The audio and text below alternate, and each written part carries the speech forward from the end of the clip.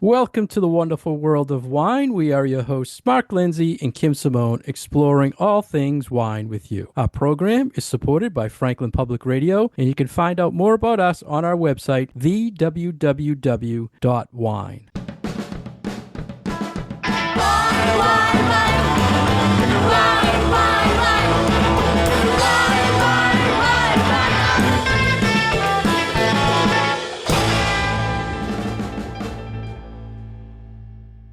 Hello again, everybody. How are you, Kim? I'm doing well tonight, Mark. How are you? Everything is great. Always good to talk wine with you. Today we have a very special guest, Kim. We have Mike Veseth here. Mike, how are you today? I'm good. I'm very good. Happy to be here. Great to have you. Mike, you're one of those people in the wine world that the perfect guest for us because we can ask you so many things. You've written so many books and so many articles on wine. The number of wine questions we have for you, we could be here for hours. We're going to limit it. So briefly, Mike is an author of many books in the wine world, and he is the editor of The Wine Economist. And first, if you could tell our listeners about yourself, and if you could please explain in that, what is a wine economist, or what does globalization of wine mean? Oh, well, a wine economist is an economist who studies the wine industry. You know, there are housing economists and labor economists and insurance economists, and the wine economist is the best kind of economist to be, because you get invited to speak. I get invited to speak anyway at wine industry meetings. I get invited to visit wine businesses, wineries, and so forth. I think it's probably the best thing in the world. Globalization is what actually one of the two factors that got me into this business. The first one was actually a spring break vacation in Napa Valley about 40 years ago. It was so long ago that Napa Valley was actually an inexpensive place to visit. I can't imagine that people listening to this now can even think about that. It was our last day. We were driving up the Silverado Trail toward our budget motel in the north, and I saw a winery that I thought I'd heard the name of, and we decided to take one last visit. And we went in, and I tried to ask smart wine-ish questions, like about malolactic fermentation, while I was trying not to spill my glass as I swirled it, because if you're a wine tourist, you end up consuming quite a lot of alcohol by the end of the day. And the winemaker who was pouring for us discovered that I was an economics professor, and suddenly everything changed, because suddenly it wasn't me asking amateur questions. He was asking questions about the economy because he really wanted to know. He was expanding his winery. So he was borrowing money to buy vineyards, to plant vineyards, to expand his production facilities. Now, this is 40 years ago. So actually the times were not so different, and inflation was increasing. Interest rates were much higher than they are now, and they're high now compared to a few years ago. And he really wanted to know what was going to happen to inflation, what was going to happen to the economy. Would he be able to make and profitably sell the wines he wanted to, or would he have to do something else? Would he have to take in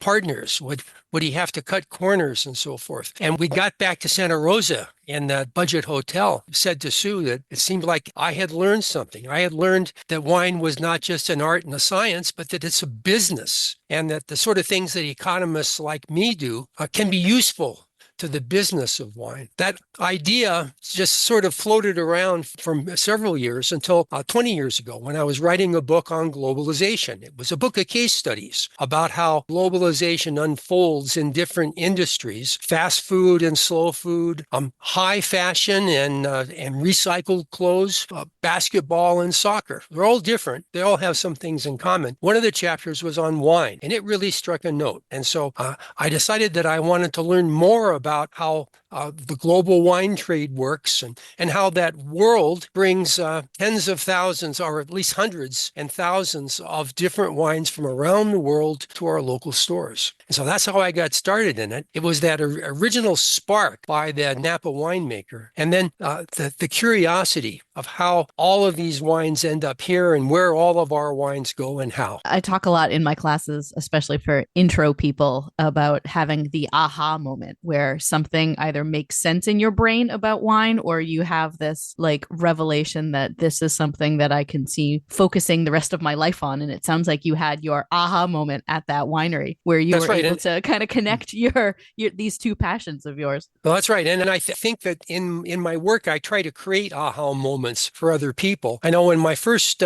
book all about the wine business came out, Wine Wars, in 2011, I got notes from people in the industry who said, well, I knew this and I knew that, but I didn't see how they were connected. Mm-hmm. And that I provided that small aha moment to them, and they appreciate it. Mike, I heard an interview you did with Natalie McLean, and you were talking about the DaVino code. And I wondered if you could tell us and the listeners, what is that? And is it the best tip you have for buying wine? Oh, it is something. It's an interesting thing. When I go to wine stores and supermarkets and so forth where wine is sold, I try to figure out how it's laid out. How is what I call the wine wall, whatever the set of shelvings and so forth where the wine is sold and displayed. I try to figure out, well, how did they decide to do it that way? I have a friend who works for an importer of Italian wines. He's great. He knows so much. And he has one store where he's constantly going in and rearranging the Italian wine wall because in his view, it ought to be organized like a map of Italy. But to have the Northeast up here and Sicily down here and Tuscany should be there and Umbria should be here. And then as soon as he's gone, someone else goes in and organizes it along a different way. What I found, maybe the thing that many people take away from the DaVino code, part of it is the way that the strata, the vertical layers of the wine wall are organized in many places. That if you go into a wine shop or into your supermarket, you'll notice that most expensive and perhaps most desirable wines are usually on the top shelf or near the top shelf, so that you have to sort of reach up and it's an exalted experience to reach up and take that expensive bottle of wine. The cheapest wine, and probably in many cases the box wine, but in any case, less expensive wine will be on the bottom shelf. So you'll have to humble yourself and bend over and bend down in order to do that. It's sort of discouraged, though you'd rather be reaching up than bending down. And the wines that the store believes that you're going to buy, the sort of the target audience wines, will be right at your eye level or just a little bit higher, so that it encourages you to look, oh, okay, that's the price point that I'm interested in, or that's maybe where the Chardonnay is on this wine wall. And then maybe I'll look just a little higher and upsell myself just a little bit. That's part of the code. There's also the part that's for many people is so hard to figure out, and that is that how do I find wines that I can compare? Because on the California wine wall, a Syrah will be a Syrah, and over in Australia, it will be a Shiraz. In France, it'll be a Rhone wine, perhaps, and you can end up walking all around. I sent some students in to be amateur anthropologists to study to observe how people behave when they come to the wine wall, and they found that there are some classic, I'm sure you know this from your business, right? You have a better idea than I do about this, but they said that some people come in and they do sort of surgical strikes. They know what they want. They want that Robert Mondavi private reserve or select, whatever it is, and they go in and they grab it. And other people, well, maybe the most common thing, and they saw that women buy more wine, but men spend more. Maybe that was just their observation where they were at. They noticed that a common behavior was someone will go in and they will look at a bottle of wine, afraid to touch it, because I think if you touch it, you have to marry the wine or something. I don't know. And then they'll go and look at another bottle of wine, and then they'll look at the first wine and then leave buying nothing because they just couldn't crack the code.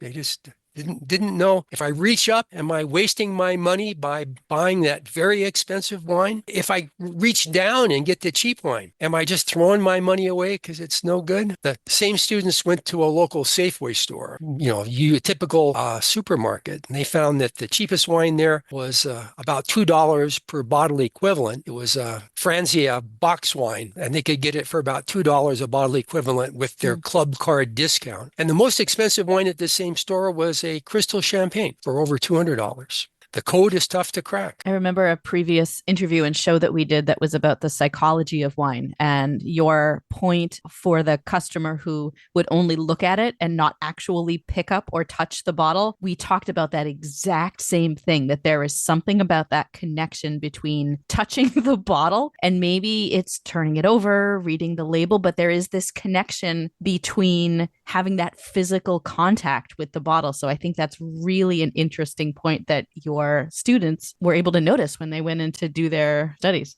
Yeah, I really do think it is noticeable compared to maybe other parts of the store. Maybe they're afraid of breaking the bottle, but I don't. Yeah. No, I don't know. Mike, I want to talk more about this wine wall thing because Kim and I talk about shopping tips and selecting wines a lot. And in a few of your writings, you talked about something, the dump wines, the quote dump wines. And it's either like a second label or that a producer comes out with or some bulk wine that they're sourcing out. And you give a lot of stories where you research these wines because you want to know who's actually behind them. Can you give our listeners some tips on they pick up that wine and they're looking at it? What research can they do to find out who is responsible or what's the story behind that wine? It's a really good question because sometimes those are very interesting bargains and very interesting wines. In your part of the country, do you have this chain called Grocery Outlet? No, I think it's no.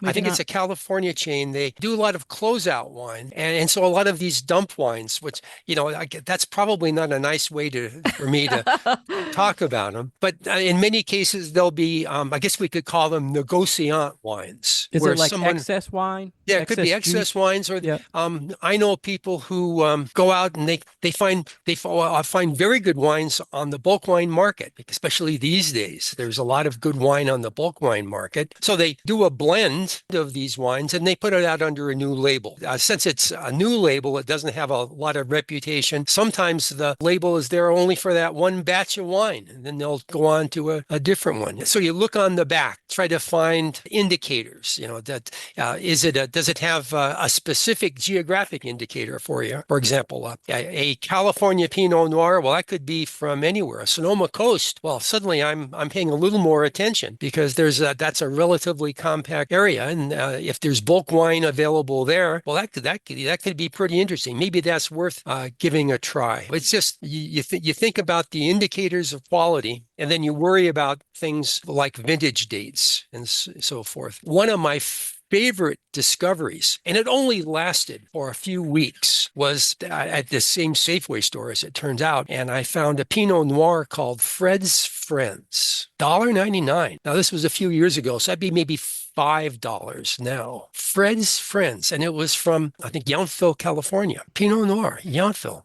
So who in Yountville would have access to enough Pinot Noir wine that they would put it in a bottle without their winery's indication on it and sell it off to Safeway to be sold for $1.99. I only knew one winery in Yountville that would have access to too much Pinot Noir, and that was Domaine Chandon, the sparkling wine producer. And so I began this research, Mark, that you talk about. And sure enough, the Fred was a guy named Frederick, the French winery executive who was in charge of the Domaine Chandon investment in California. And it was exactly what I thought it was. They had too much Pinot Noir for their sparkling wine program, so they bottled it. They named it Fred's Friends because they were giving it to all of their friends and all their company's friends. And I got lucky to get a case of it when it came around. It's like mystery investigations. Yep, I love it. I love it. I love it. Although I admit that I do drink a lot of not so good stuff, and Sue pours a lot of it down the drain when my investigations don't pay off. Yeah. It's like my lineup of cooking wine on my counter. Yeah. Yep. You got to take a chance sometimes. Yep. You can't be afraid to take a chance. No, that's true. And we talk about that too. And I think this comes back to that idea that sometimes people are scared to take a chance on something that they don't know, especially when there's a higher price tag involved. Yeah. And there's so much fear behind people trying a new wine, even when it's free at a retail store. And it's like, no, just take a taste. Sometimes people just are afraid. I He was have with food all the time too. I have a friend who, for a while he was an $8 wine drinker, and he was afraid of trying a $12 wine because he might like it. And then he's got to spend more money on his wine, right? That's it. It would just Yeah, ruin his life. totally. Yeah, and so I ruined him. Well, this is what we're supposed to do to our friends, right? That's Ruin right. them with our good taste. So, Mike, I want to ask you, you talk about bulk wine, discount wine, the globalization of wine. I have this theory that has to do with after Prohibition. The whole idea in this country was for states to say either they control alcohol pricing or it goes to a three-tier system of pricing. We want to stop people accessing low-price alcohol, correct? It seems to me that lately, that whole idea of all this bulk wine and second label wine and low-cost wine is returning in high demand now, and it's going kind of against the whole idea of what we wanted to get away from in Prohibition, to allow access to low-cost alcohol wine. Are you seeing that globally, where there's more demand for lower price wines? Well, no, actually, I think it's just the opposite. These days, in the past 15 years, more or less since the global financial crisis in the United States, the lower cost wine market has suffered lower growth and now negative growth. There are theories about this. One of them is the premiumization, that people desire to spend more on wines. Part of it is also a sort of a supply pull, that as producers want to find their margins being squeezed by higher costs and inflation. So they create new labels that represent an upsell to get a little higher. I have one friend in the business who won't let me name him, who says that the quality of inexpensive wine has declined because the producers have had to cut costs. And so they've cut corners. Certainly in UK market, where higher taxes are responsible for this, there is a thought that the quality of inexpensive wine has declined.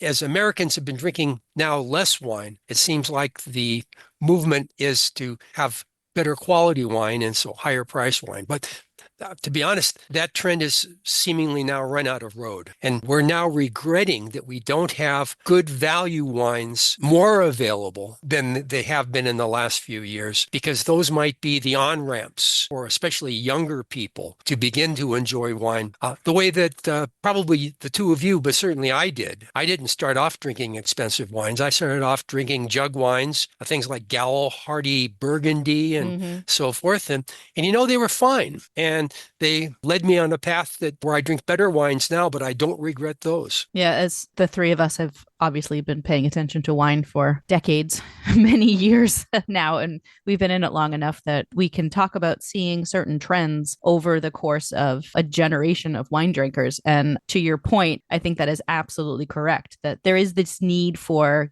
gateway wines if people are going to become wine drinkers when they get into their 30s, drinking better wine. You got to give them something to start off with. I had an event a couple of nights ago with a group of young women in their 20s and 30s, and we were talking about like intro wines and like, how do you even start? And I was like, well, wine is kind of like coffee. You don't learn to drink coffee by jumping right to Italian espresso. You start with that regular Dunkin' Donuts coffee with lots of cream and lots of sugar, or a Frappuccino or one of those things, and then your palate adjusts. And I feel like wine is the same way. And we see this over and over and over again. So I feel like this panic that people in the wine industry are having about young people aren't drinking wine, it's like, well, they are. They're just not drinking the wines that maybe you think they should be drinking. Yep, I think you're exactly right. Finding a way to open that gateway, as you put it, that's a challenge. Yeah, and I think you're right that, like, what is that gateway wine these days? Maybe there isn't anything currently because of this pricing structure where wines are a lot more expensive now for those intro wines. So I don't know what the solution is. A friend of mine has a wine brand called Secret Squirrel. I've never heard of it. No, it's a Northwest brand. It has national distribution, but it's not a lot. It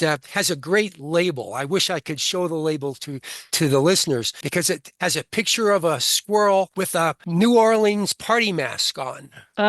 It's a riot. And he developed the brand. It's an excellent wine. Sells for $25 to $30 a bottle. But he developed it to appeal to young people who wanted something fun where they wouldn't have to take it too seriously. It's for that once a week when they might open a bottle of wine. He told me the story about how he developed the brand, and I like the wine, but I wasn't sure about the young people part. Sue and I were walking down the street in Walla Walla, and 3 different wine bars. There were groups of college students sitting out with a bottle of this wine there. And I thought, that's either a coincidence or it's a pretty interesting research. Yeah, and really excellent marketing, probably. And I think that may be part of it, is to find the psychology, since you've had a psychologist on this show, the psychology of that gateway. Maybe young wine drinkers want to have fun, and that we're trying to sell them on this sort of serious sniff and swirl and spit thing, and they just want to have fun. And so this was signal, you can have fun with this. Not the answer, but maybe an answer. An answer, or part of the puzzle. Yeah.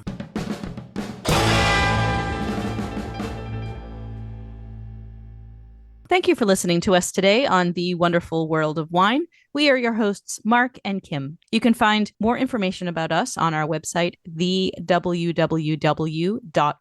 We are supported by Franklin Public Radio in Franklin, Massachusetts. And our special guest today is Mike Veseth, and you can find more information about him at wineeconomist.com. So we're back on The Wonderful World of Wine with our guest today, Mike Veseth, who is a wine economist and writer. And we've been talking about sort of the economy of wine and the current state of things in the wine world. Mike, you've written a lot of books and a lot of articles, and I wanted to ask you what you felt maybe not the most, but talk to us about a pressing issue in the wine world that you are paying attention to today and giving some thought to. The elephant in the room is wine and health. Seems to me that as wine consumption has declined, one of the things that we are concerned about is how wine is seen as fitting into a healthy lifestyle. Trying to address this because the neo-prohibitionist movement, for example, the World Health Organization has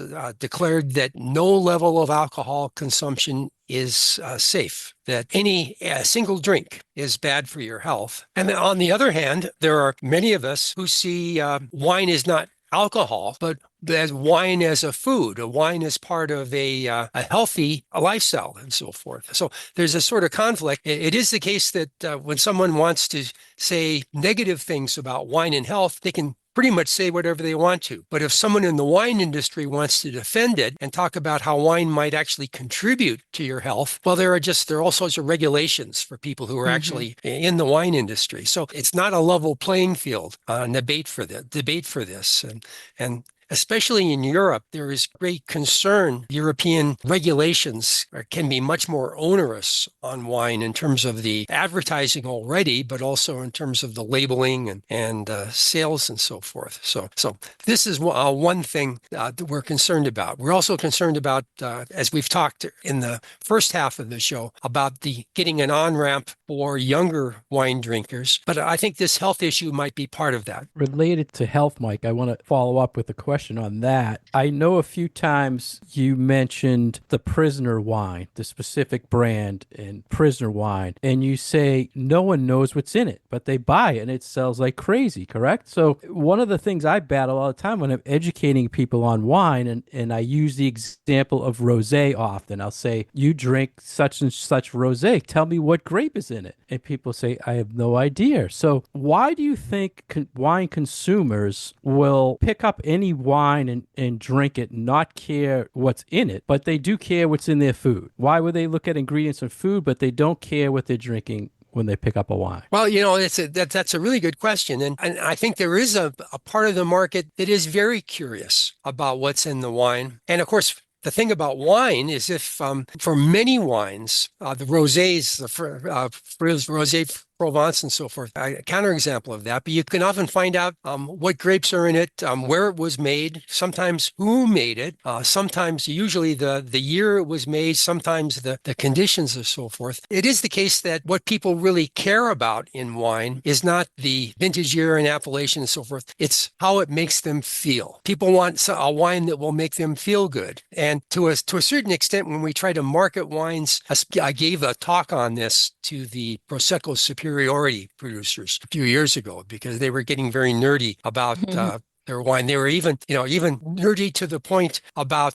it's not just Prosecco or Prosecco Superiore, but it's Prosecco Superiore di Canigliano Valdo Biadene. So that just asking for it at the store becomes this linguistic tongue tire sort of thing. But the thing about that wine that is so distinctive is it makes you smile. Pour yourself a glass of that wine and you're happy. And it's that feeling that people are looking for, it seems to me. But I do think that more and more that flip it around, Mark, on what you said. I do think that people more and more are looking at labels. I know I do this. I want to know the salt content. I want to know the carbohydrates, different circumstances. I want to know I do want to, with wine, know the alcohol content.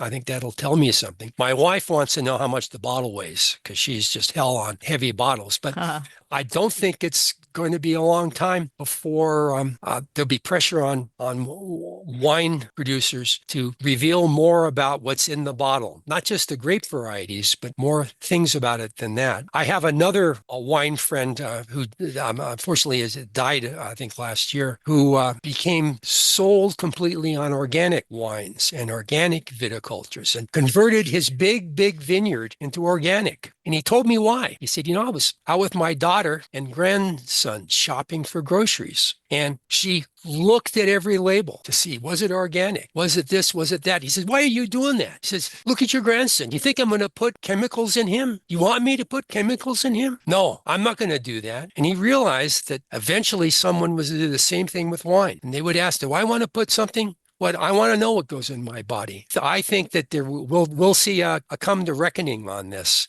Some people are already proudly, I think, giving more and more information. But it will be interesting to see how this unfolds. Mike, you mentioned producers cutting corners somewhat earlier in the show. What does it mean in the wine world when investors in wines like Constellation are getting out of the wine business? And what do you think about how they handled or took over small brands and what they did with it? The consolidation and then the breakup will eventually be a fascinating business story to try to make sense of. I know just today I had a journalist asking me about Duckhorn. Duckhorn went public and was able to raise a lot of capital, and then they have all sorts of brands. And then just in the last little while, they've announced that they're closing brands, closing tasting rooms. They're owned by private equity now and spinning off. It's because it's a combination of things. Of course, wine sales are down, and so it doesn't make sense to have all the brand names. Doesn't make sense to have all the tasting rooms. And then the economic environment has changed as well. Money's not free anymore. Inflation is real these days, and so it is a change. I'm sad when brands just become commodities.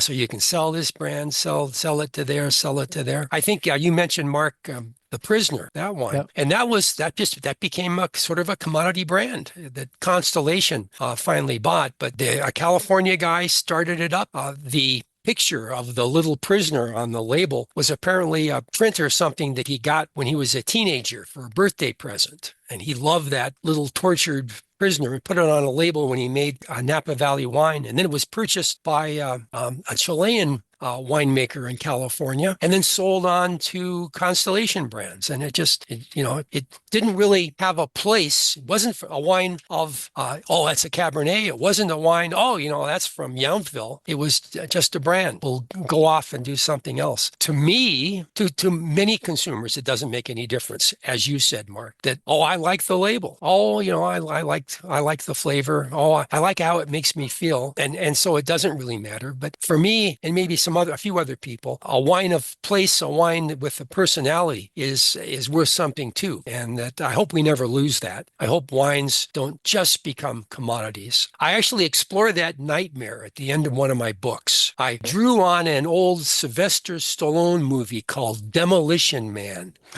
Have you ever seen this? Yeah. You have to go way back. There's a scene in it where he's going out to dinner, and it's a fancy dinner. It has wine and stuff in it. And he says, "Where are we going?" And they say, "Well, we're going to Taco Bell." He says, "Taco Bell don't you know, in the great restaurant wars of 2026, there was a big fight and Taco Bell won. Now all restaurants are Taco Bells." And so I imagine the same thing happening with brands in wine, that they have the big war, and pretty soon wine is reduced to all red, white, I guess orange now, pink, bubbles maybe, yeah. And that people don't know where it came from. They don't care where it came from. Becomes just another commodity, just another Taco Bell, pretty much all the same. And that would be so sad. That would be the end of wine as I know it. Mike, you travel all over, talk all over the world. I'm curious, what wine region do you feel is the best value for the money if a consumer sees it on the shelf from whatever country, that you would always pick it up because just from being there and talking to people, it's the best value you can find? Oh, well, as I told you before, Mark, before the show started, we're just back from the Sherry Triangle in Spain. Now, not everybody likes sherry. Not everybody has, it's an acquired taste, I think. But gosh, it's got to be one of the best values of wine when you can get a very nice dry sherry wine for $12 and a couple of small glasses and very happy. I think that's a terrific value. I think South African wines are something we need to pay more attention to because the wines are terrific. And I guess the 2025 harvest, which is in now, is just fantastic too. I know that my producer friends in there are very worried about the tariff situation. So I hope we get that 2025 vintages eventually without a lot of tariff action. But gosh, some of the wines there, they're made to sell in South Africa and in their other big market, the UK, at the low price points. My wine tip is Man Wine from South Africa, MAN Wine. It's the initials of the three partners, their wives in this case. They work with, I believe, a cooperative in the northern part of South Africa, and they work with them to vastly increase the quality of the grapes and of the wines that are made. Here, my local supermarket, my upscale supermarket, I can often get it for $8.99 a bottle. And frequently we have it in our market too. Yeah. It's the only Pinotage that I actually drink that I like. It is great Pinotage, and I like the Chenin Blanc a lot. It's if you're looking for a bargain, look at South Africa as an example. Yeah, it seems like a region that people are pushing it and then it dies for a little bit and then they push it again. So it's good to hear they had a nice vintage with something to look forward to future here. So, well, thank you, Mike. We appreciate your time and hitting you up with all these questions. Listeners, please go to Mike's website, wineeconomist.com. You can see a listing of all the books he has out there. And by the way, Kim, I think you stole my Wine Wars first book. I think I have it. Yeah. It's on my very book, loaded bookshelf that is full of wine books. And I just finished the Money, Taste, and Wine book. Mike, excellent. Always really good tips when you read Mike's books. So please reach out, follow all his articles on his website. Thank you very much, Mike. We appreciate it. Thank you. It's been fun. Thank you, Mark and Kim.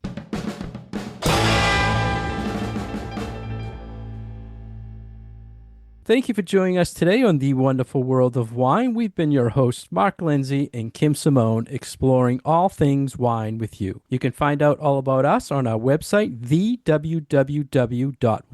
Our program is supported by Franklin Public Radio. Our special guest today is Mike Veseth. You can find him on his website, wineeconomist.com. For more of our past episodes, you can go on SoundCloud and iTunes, and you can find us on all social media, Instagram, Facebook, The Wonderful World of Wine. Cheers. Cheers. Wine, wine, wine.